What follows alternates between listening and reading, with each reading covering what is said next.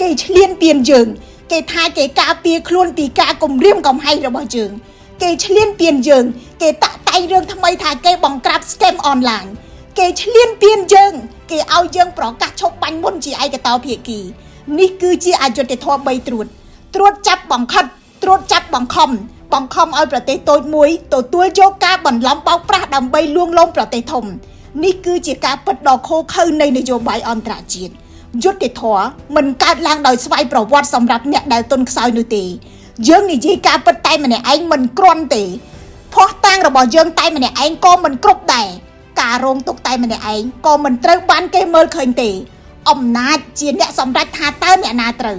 អំណាចជាអ្នកកាត់សេចក្តីថានិទានកថារបស់អ្នកណាជាការពិតអំណាចជាអ្នកវិនិច្ឆ័យថាការឈឺចាប់និងការស្លាប់របស់អ្នកណាទើបមានតម្លៃ